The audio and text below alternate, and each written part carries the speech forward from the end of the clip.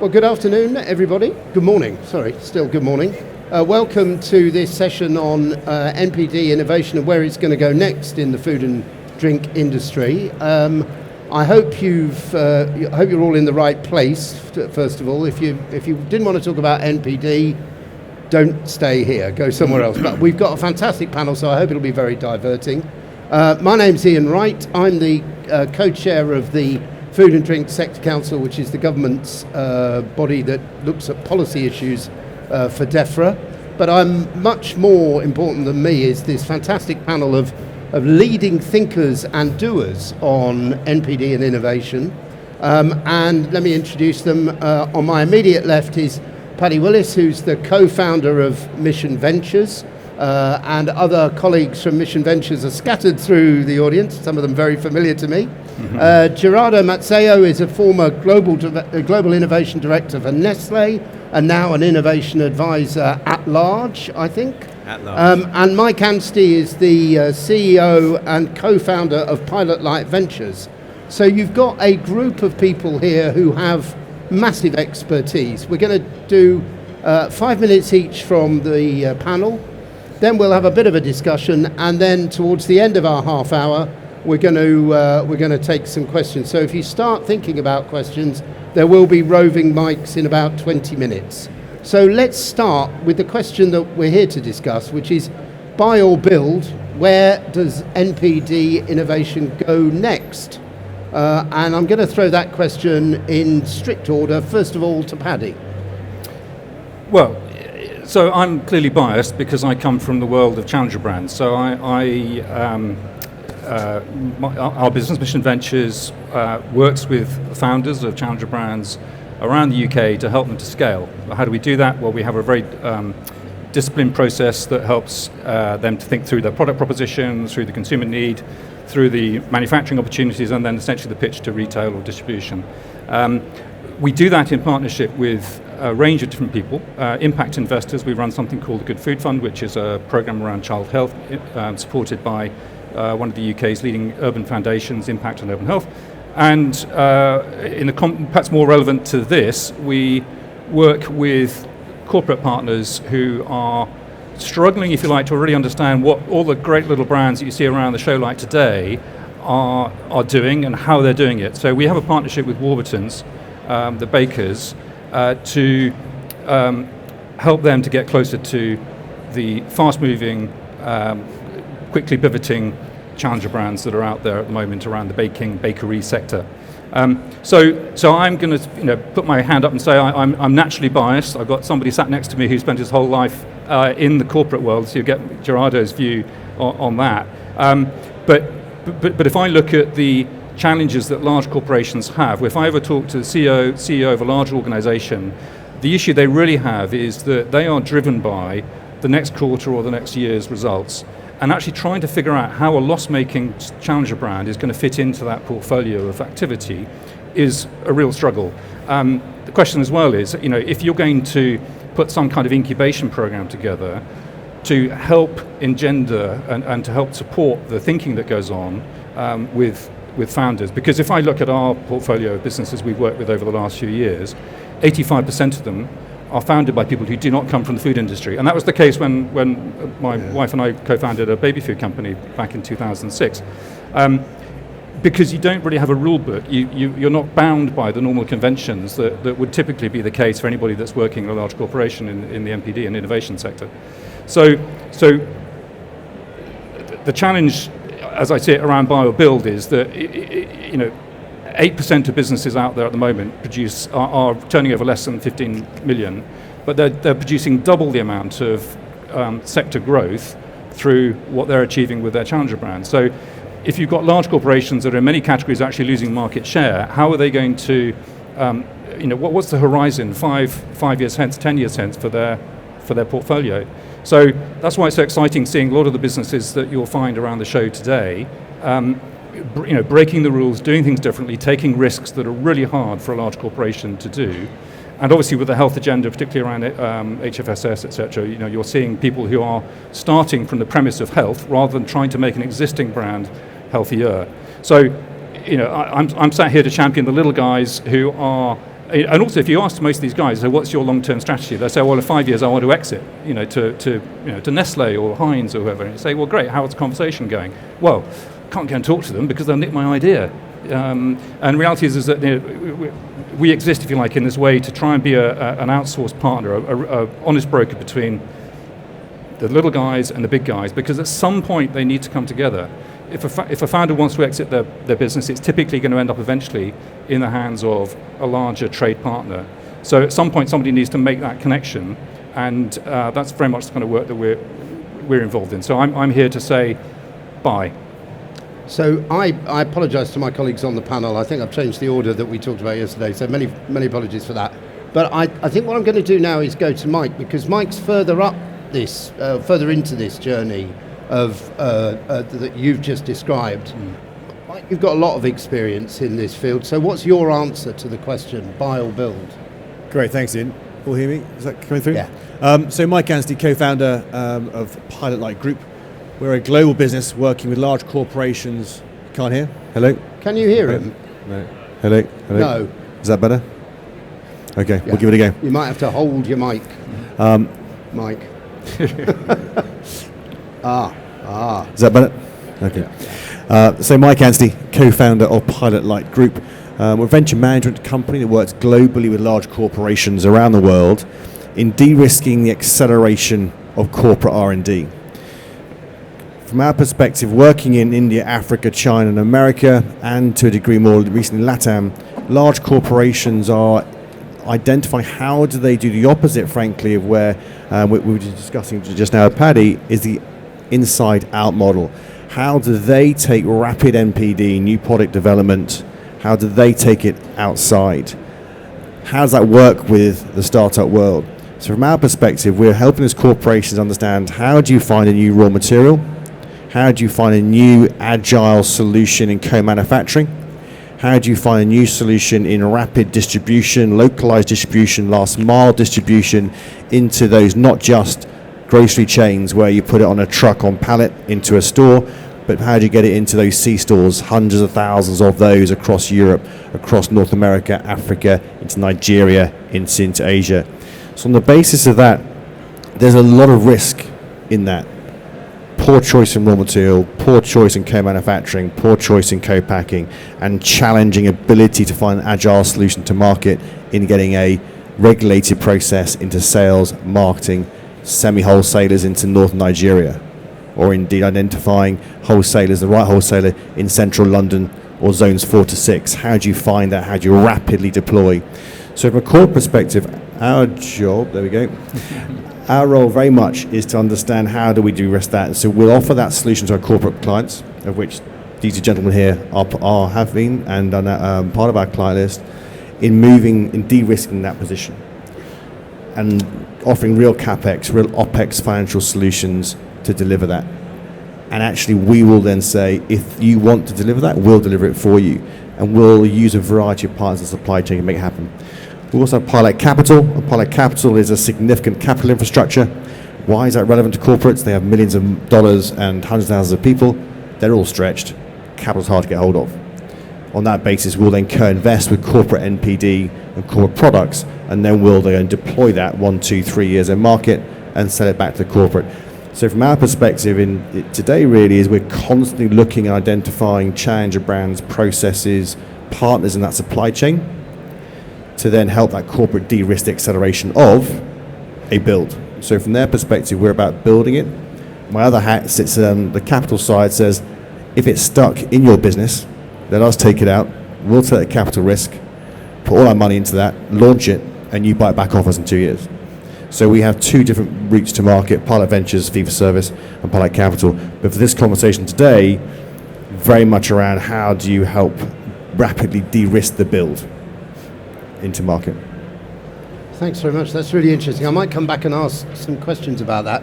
Now, Gerardo, you're sitting here as somebody who is inside, or has been until very recently, inside the world's biggest food company for all practical purposes, and in charge of innovation. So how do you, from that perspective, balance up Nestle doing the innovation themselves and building a product through the Nestle experience, through the structure, and the opportunity and the option of going outside and picking the fruit from the success of individual entrepreneurs. And how do people in Nestlé make those calculations? And do they have a settled view on what's best? Sure, there's quite a bunch of questions there. So just by way of introduction. Can you hear? I think you're going to have to... Okay. Sorry about that. Is that better now? Yeah. Okay. So just by way of introduction, I've spent close to 30 years in CPG or FMCG, the last 25 of those years within Nestlé. And for the last 9 years, I've been heading up our global innovation team. So the question there, buy or build, I'll tell you we do both. You have to do both. So assuming you've done your strategic homework and you've understood where you want to play and why you want to play where you want to play, the most important thing, and if there's anything that you take away from this session, you need to do your consumer homework. You need to understand what is the pain point, or what is what we call in Nestlé, what is the consumer circumstance of struggle that you are trying to resolve. And I've met hundreds, if not thousands, of startups in my previous role where that obsession with understanding what is the consumer problem you're trying to solve is simply not there. And if I walked around here after this session, there are probably hundreds of Me Too propositions and services out there. And that's where we spend an inordinate amount of time truly getting underneath the skin of what is that consumer pain point. So you have to do both, because my previous employer, we didn't have all the answers internally. So you do have to go outside. And if one of your strategic plays is, I need to be in this category or in this space in the next 6 to 9 months, then you have to figure out, who do I go out there, who do I validate, and can I buy them? Because although corporates do work fast, we can't turn a super tanker like Nestlé round and get a product from a blank sheet of paper onto the shelf within 3 to 6 months. It just doesn't happen that way. And what I was saying to these guys is, one of the things that we also worked very, very hard at internally is, what are the metrics for success internally? How do you reward individuals who are driving the innovation? Because for most of us as marketeers in the company, if you're running a business or a business unit and you have the P&L, it's top, bottom, and margin expansion is what you get truly rewarded on. That's how you amplify your bonus. Now, if you're also responsible for innovation, but you don't get any reward for that, you're not going to drive and push as hard as you would. That's why, we created 3 sort of buckets, which we called the Holy Trinity of innovation. We had open innovation with the platform that I launched in 2016, where we put specific business challenges out there and we asked the startup ecosystem to provide us with solutions against that particular challenge. We also had our own Silicon Valley Innovation Outpost, so that you were very, very close to, I think, 10 to 12 different technology verticals. So we were getting very early stage read and diagnostics from specific startups in food tech. And we also had our internal innovation, which is all about the digital transformation of how you can accelerate that part of the business through digital as well. And most of our marketeers we keep asking that question: do we buy or build? But it's not an either or. We do both. Interesting question for all of you. One of the things I observe, having worked in Diageo and Boots for 20 years, and neither of them, Boots probably slightly better as an innovator, but not in food, in healthcare. Diageo not brilliant, I would say, at innovation. Very good at renovation, unbelievably good at renovation. One of the problems I perceive is that you have to have a stake in its success. And one of the problems for the way management is done in big companies is that there's this constant rotation of, particularly of marketers and indeed of all business managers. How much of a problem, Mike, is that for you when you're dealing with your 14 businesses that you're working with at any one time? And how much is it your job to take that out of the equation? I think from so all our clients are large corporations. They've all got the challenge that you mentioned there, Guado, of how do you get an MPD, a new idea, into market as fast as possible. And on the basis of that, where a partner would need to be relevant to a corporate, clearly, how do you protect the back door? IP protection, patent protection, the point of Me Too. There's a lot of Me Too here who would love to talk to a corporation. They're going to find it very hard unless you've got technology processes that are trade secret as the minimum, IP and patented. So that is a key element from the startup perspective. From the corporate perspective, their inability to have the conversation at a granular, deployable basis, which is exactly what Guado is saying, frankly, which is on the basis that, take an example, Pulpex recently is a world first in paper bottling, and it links in both these, well, say Diageo. Diageo's problem there, they wanted to take out glass in the supply chain and create a paper bottle. We were asked to have a look at that and say, how do you find different technologies? Because there's not one silver bullet. Yeah. So could we have different technologies in manufacturing here that could merge together to de-risk the build or buy, to take it out of the business? And this is where there's opportunity for startups and food companies today to say, how do I work with that corporation in a way that takes the idea, remains outside the corporation? It may use some corporate partnership conversations for possibly innovation thinking, geographical expansion, but don't think of a corporate partner as someone who's going to help you in their supply chain because they're too stretched. You've got to think about the complete self-sufficiency in that supply chain, routes to market. So frankly, from a corporate perspective, the ability for a startup to get involved there, before you get anyone in their front door, how protected are you? As you're saying, they might nick the idea, right? A corporate would never normally, they might build around the IP and work around your IP and patent, but that's rare these days because it's very, very easy to see that. But frankly, a simple answer now in summary would be protection. Don't expect significant amount of internal support. You might get one person on board to help you. On the basis of that, clearly your own ability to see your own existence. Bring the supply chain, bring options and bring solutions. Don't expect to have that for corporate. And then you'll be very successful in building it together and you'll realize the buyout very, very quickly. But that buyout, you'll get squashed and lost in a corporation if you don't do that. If you expect someone to love your business as much as you do, it doesn't happen. You've got to want to maintain self-sufficiency to get that buyout, but build it bloody hard and fast yourself and use that ability to the partner, being the corporate, as a label to get co-investment, to de-risk the investment. So answering a long answer to your question, not necessarily exactly, but because it's hard to give an exact answer. But I think as a small business, if that's who we're targeting the conversation around, your exit is there, but you may start one partner and actually exit with somebody else, or always put a clause in there that allows you, if KPIs and indicators aren't hit, you can come out of that conversation and go with somebody else. That is a critical piece. Otherwise, you'll be there for quite a while. So you've got an ejector seat. At least in terms of your relationship with the partner organisation. Yeah, so of those 9-10 businesses now we've got in market, we've got the Pulpex model right now is Diageo already coming in. That's public knowledge in market. There's corporations in there who we've also brought in. GSK we brought in. I'll just see which one I can see under NDA. BP in there, GSK, PepsiCo. But it allows us the flexibility of control to get out. There are restrictions, clearly. We're never going to be a company someone comes to and says, put it into a conversation with corporate, because we're taking corporate specialism, stranded IP, stranded technology out of the corporate. But the ejector route is first right refusal on another bid. It tends to be the best way out.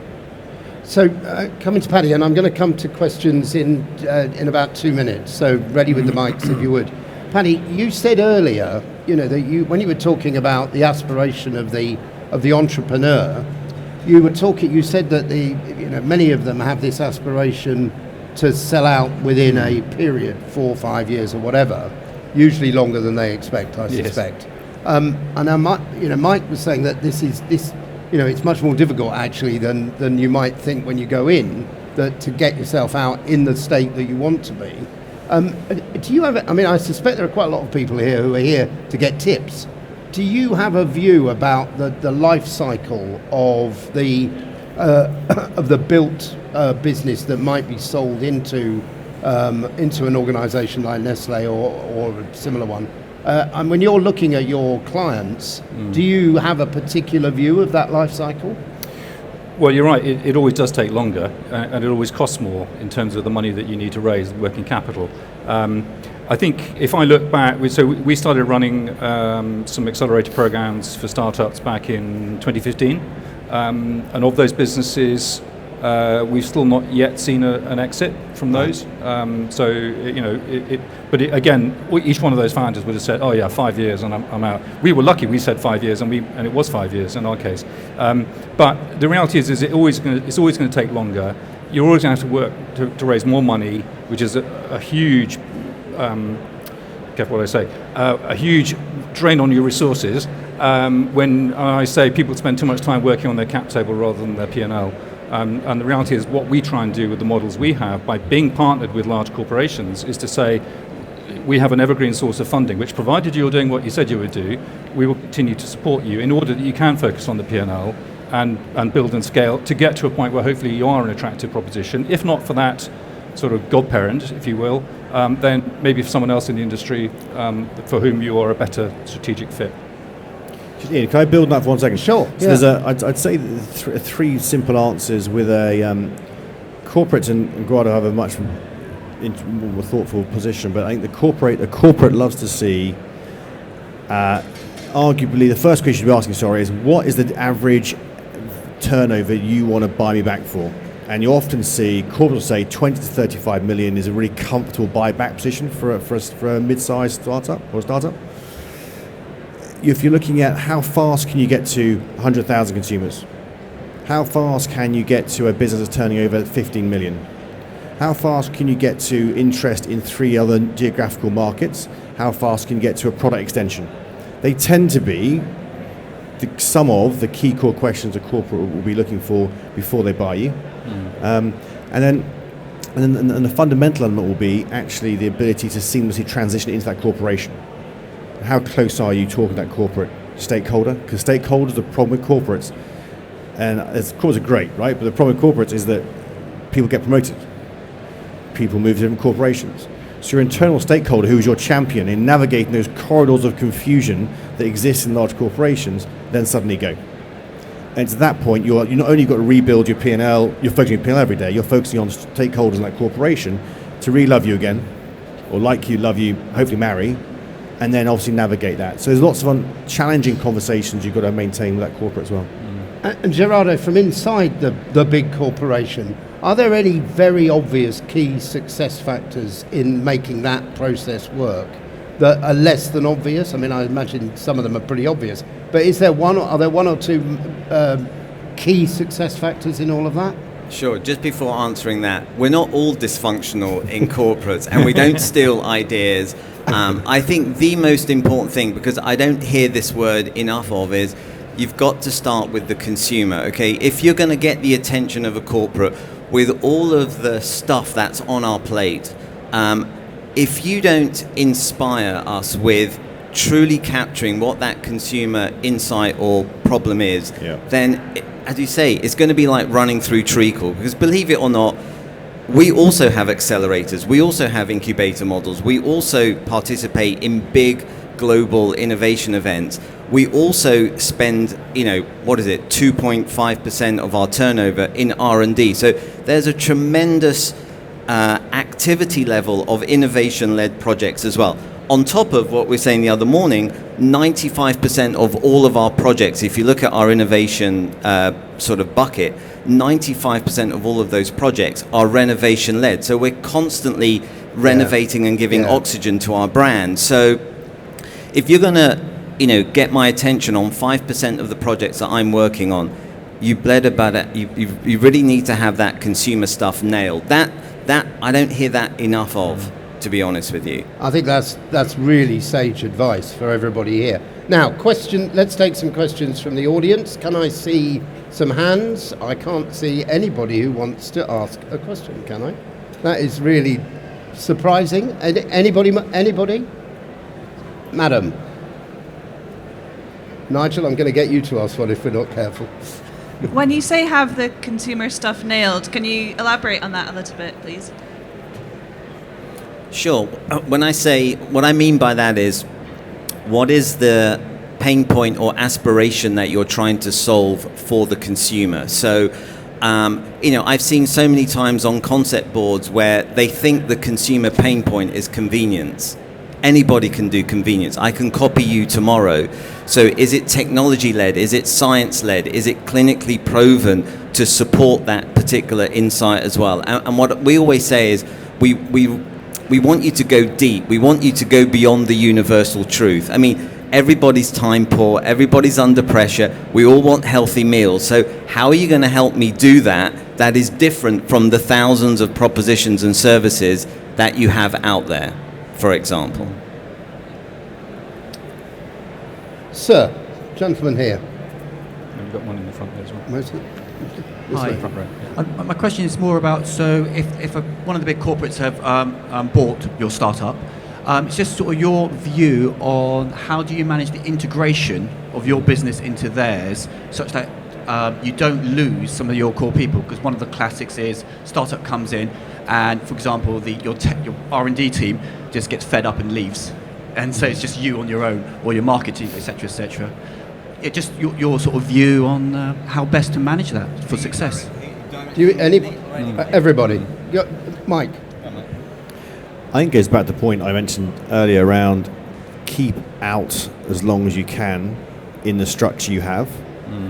The perceived view of perfection would be to go and incorporate your business within the cogs and that treacle within the corporation. Corporates can be fantastic partners, and I wasn't looking to negate all of that, but they certainly can be.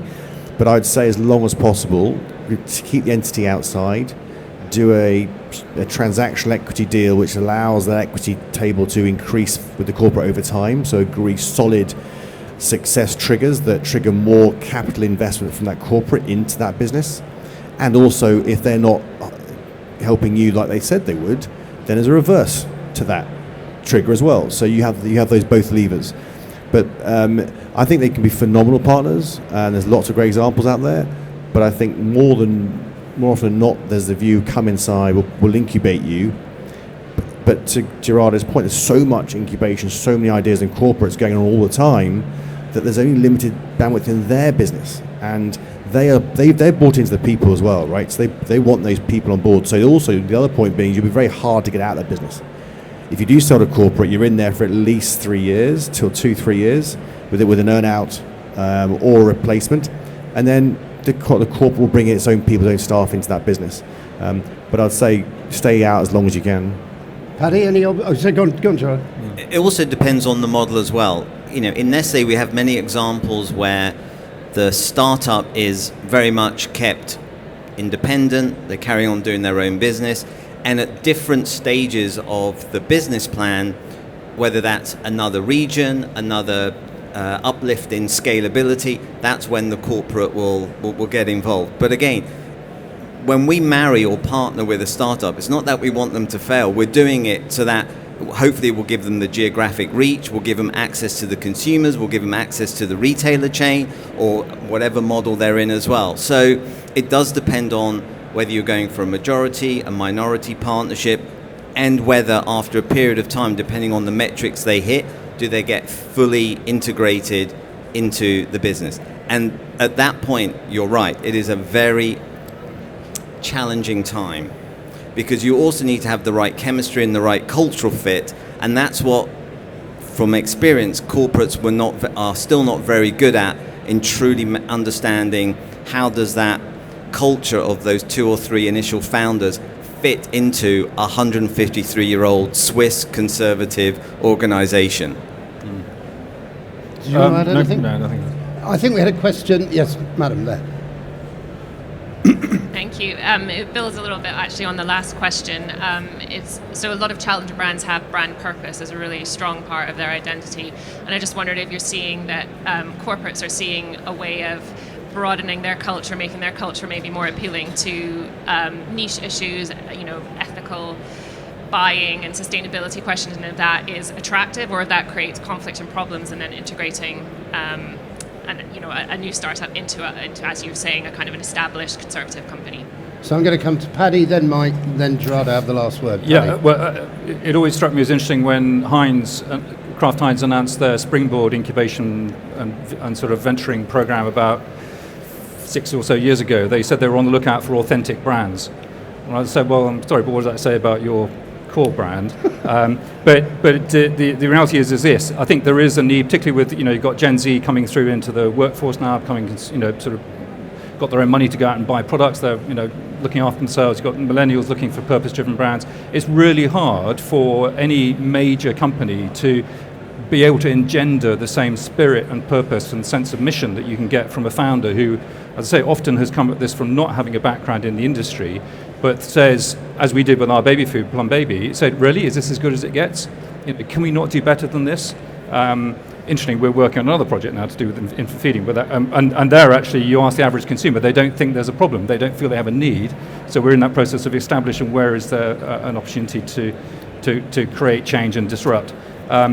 So yeah, absolutely, purpose-driven is the name of the game now. And any brand, frankly, unless you've got a really clear stated purpose, you're just another product. Mike?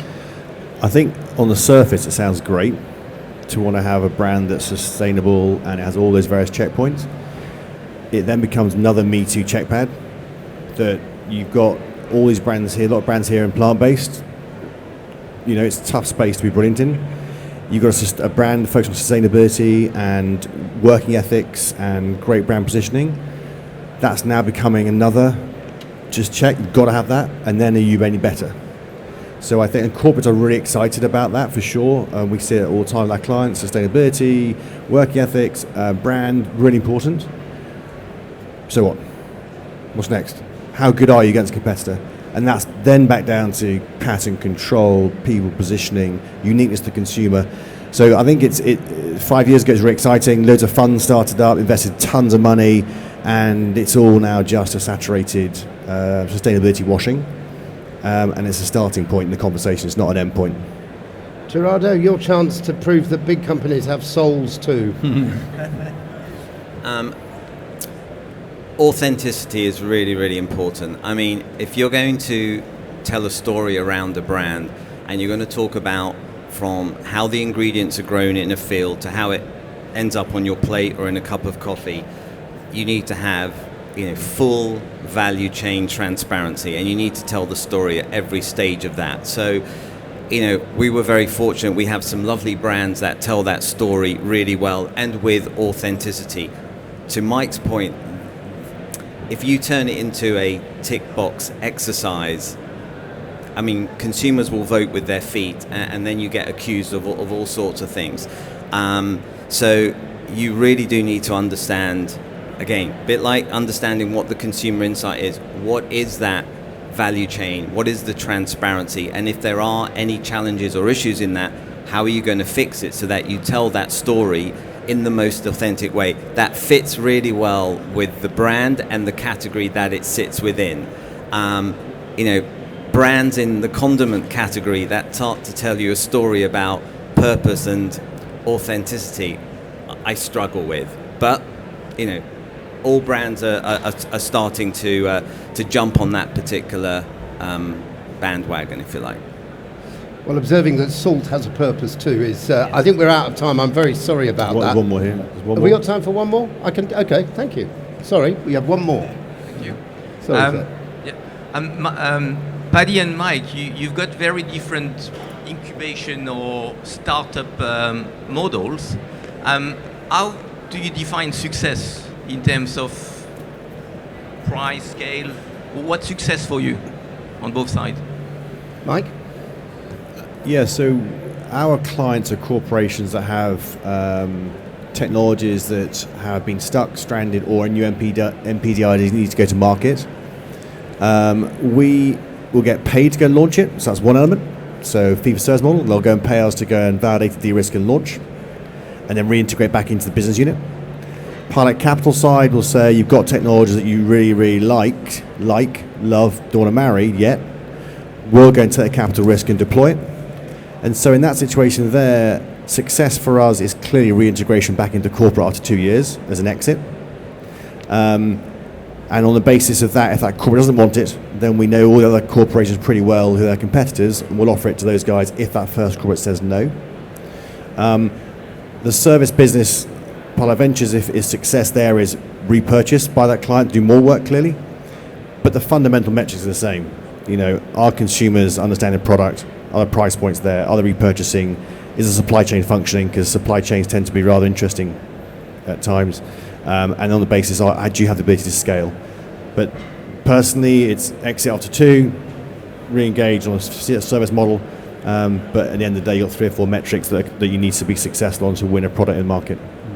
Paddy? So briefly, I think for us, our role essentially is a little bit like Mike, is to de-risk the opportunity, both for the founder and also for the corporate partner.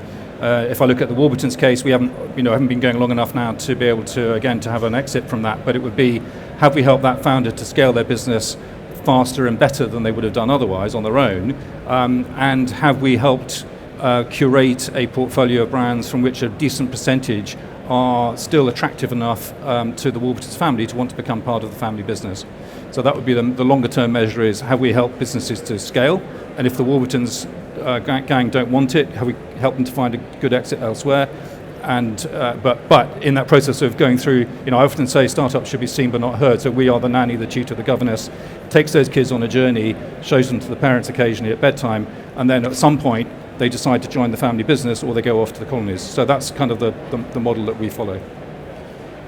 So I'm going to bring this to a close there. If you want to see a really great example of how not to do new product development written on a grand scale, watch the Disney series Dropout about Elizabeth Holmes and Theranos. It's absolutely magnificent example of how not to do it.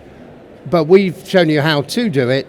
Please give a warm round of appreciation to our 3 panelists.